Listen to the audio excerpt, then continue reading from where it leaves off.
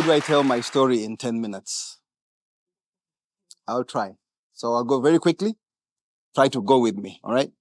So most of you will know that today our biggest challenge is socioeconomic transformation, especially Africa, where I think Africa could actually be called the land of adversity. There is so much adversity. You're always almost swimming against the tide.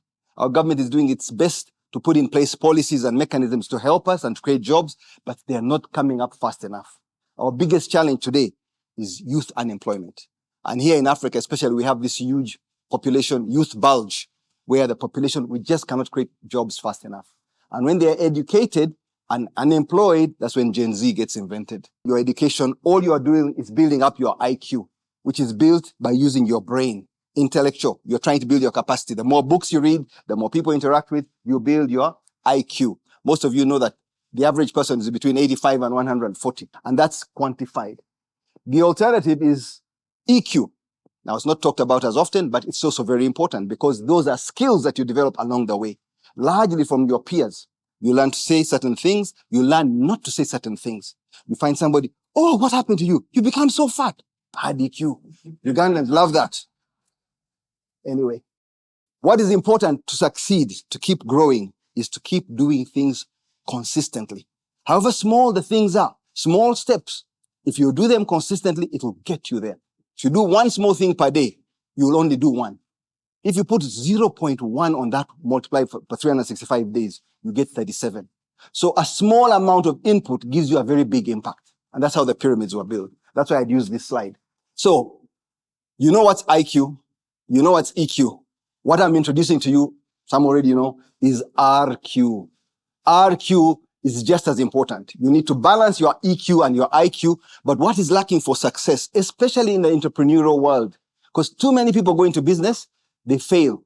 They get up and say, I'm going again, they fail. They try this one, they fail 3 times and they're done. I'm out of it. I need a job. When I'm looking for a property to buy, I look at 90 houses before I buy one. 90. Someone sees 1 or 2 houses, let's buy this. You've got to do the homework. You've got to keep going. When you fail and you're rejected, you'll be rejected so many times, you don't give up. You got to keep trying.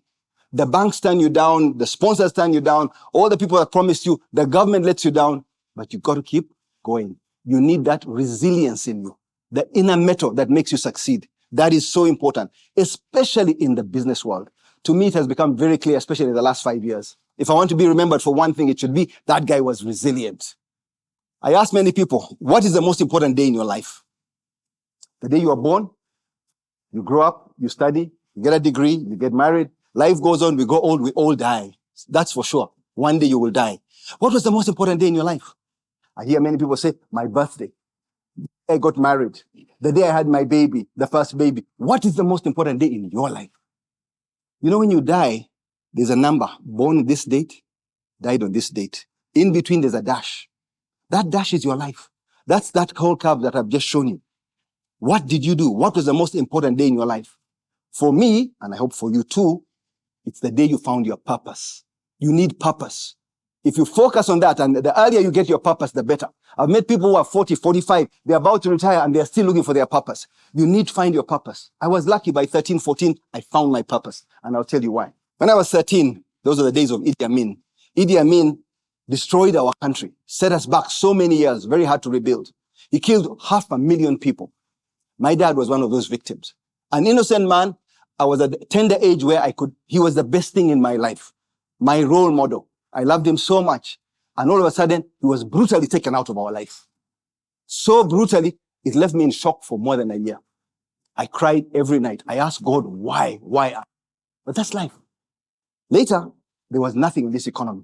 There was a problem. There was no sugar, no soda, no beer, no cigarettes. Everything was being smuggled in. Now we had a problem and we couldn't get sugar. I knew where sugar was. We had lived in Kenya and I knew where to go. So I went to Kenya. I got this sugar on an overnight bus. My mom didn't know where I'd gone. 2 days I was away. She was worried I'd been killed. Came back with a bag of sugar and I could sell that sugar. And the people who bought the sugar were hugging me. Thank you, paying me 4 times the price of the sugar. I found my purpose. The next day I was back on the bus to bring sugar. Sugar was my first business. I got into that. I tried Forex. I tried soap when Mukwano Industries began selling soap. People need soap. So I found a niche market. I had to train my eyes to look for the need, to see the opportunities, to see what is lacking, to see what can I do better. And then I train my mind to solve that problem. The two things you have to train: your eyes to sniff out the difference. Whenever you walk into a place, can I do this better? You walk into anybody's business, can I do it better? Into a travel agent, customer service, the food. So that's what got me going, to look for a niche customer service, providing a product that people want. I tried cars. In those days, bringing a car from Japan was magical.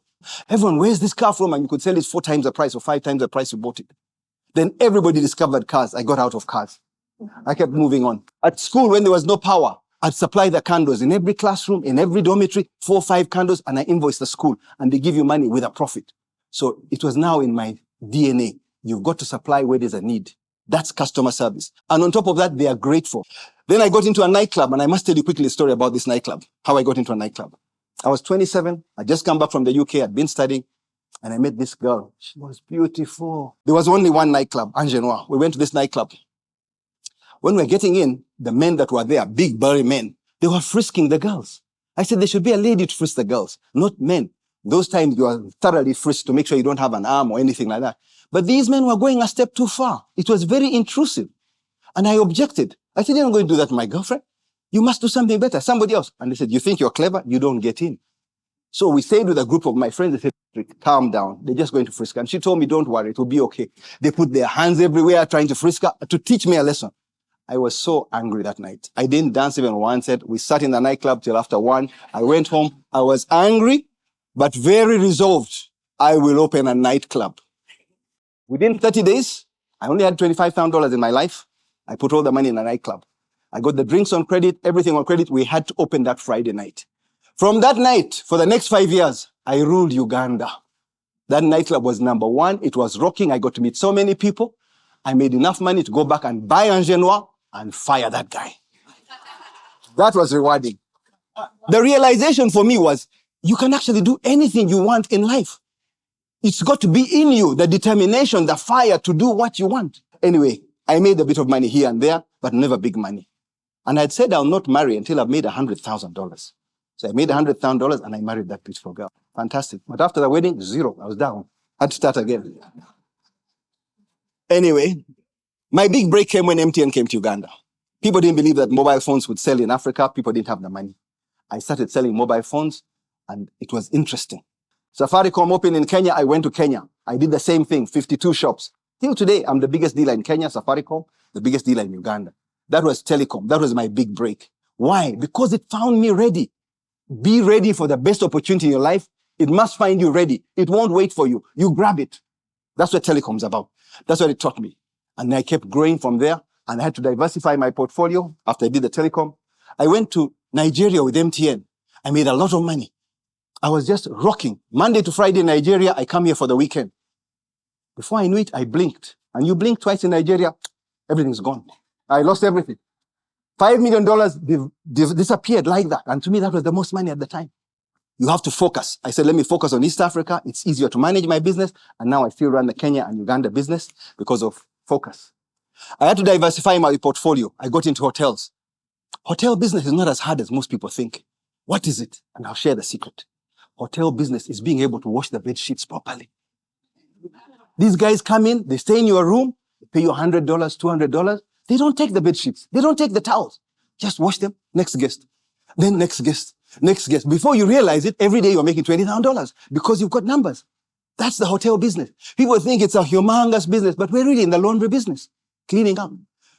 Giving people good food, being customer polite, you're most welcome, courtesy. Come on, that's not rocket science. I see people with PhDs struggling. They don't own a house. They don't own a car. What was the point of the IQ? Get into the business world. Create jobs. Tap into the natural things that are there. People need these things. The needs are basic. Office buildings. I needed an office now that was dignified. I've rented out. The oil and gas companies came. Apartments, high-end apartments. That was useful to diversify the portfolio.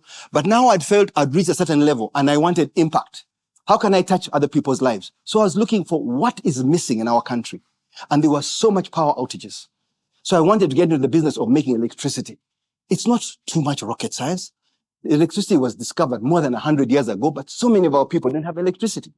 Now, they go and build a dam or do a solar project. I did one for 10 megawatts, but that wasn't contributing enough to the grid. So I set up a 90 megawatt power plant in Tororo, where I feed the power to the grid. The beauty of this plant is once you put everything in place, the system is working. Whether I am sleeping or I'm on travel, some income is coming your way. Maybe 2 cents, American cents, or 3 cents, but some income is coming your way. So you are helping so many people. They are grateful for the service you provide. It's valuable to the economy, and you are making a little bit of money on the side. That was why I got into power. Then I realized also the distribution was a problem. So I got into Umeme, the company that distributed most of the power in this country. For the last 15 years, we've just ended our concession, where I was the chairman and one of the bigger investors. And we distributed power to 97% of the population. Many people abused you and hurled insults at you when we just began. By the time we ended, nobody was saying abusing us or insulting us. The new people who have taken over now, they are feeling the heat. It wasn't as easy to run a company like that. I brought all the staff, 3,000 staff, to this very hotel, and I talked to them in groups. And anybody I found with corruption, I will fire you. You may sue me, we shall deal in court. But I didn't want corruption, and I brought it down. Those changes had to be personal. You've got to be involved in whatever business you're doing. They feel it's you. Then every driver knows how you're moving. I drive around, I see Umeme vehicle. If you drive not badly, I come next to you. Then they realize chairman is here and they fall in line. So you can't make a difference, all these things, by taking that initiative, being pragmatic, being practical. Uganda discovered oil. Our government was struggling to get a refinery. Pipeline is being built to Tanzania to take out our oil, but nobody wanted the refinery. I attended many government meetings and they didn't want a refinery. And the refinery was going to cost this government $4 billion. How do we pay that back after you spend $3 billion on a pipeline and spend $3 billion exploring that gas? I said, give me a chance. Let me build a mini refinery. $500 million is all I need to put together. And I can do a small refinery to prove the concept right. I was stretched, completely stretched. And I'm feeling it still because I've got to pay that. But what is it that keeps you going? Resilience. Farming. Quickly, a minute on farming, because 70% of the population in this country are in farming. I was summoned one time when I said farming is bad business. I was telling the youth, don't get into farming because it's very hard to do. There are too many variables that are outside your control. Too much rain, no rain. Monkeys, wind, people, insects, disease. Too many things, you can't get them all together. But I said, let me try. I had a bit of money. I set up a farm, a big farm, 10 square miles. I bought in everything. Petrol station I put there for the tractors, for my equipment, housing, water, irrigation. And I tried 1 square mile. Looked beautiful one day when I went there. At the end of the day, nothing.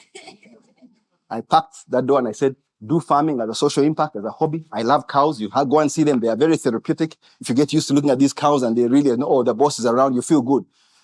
But farming is very hard. And we've got to get our people out of farming, especially people who farm like that. That hoe is a terrible instrument to use. And it's mainly women and children who are digging.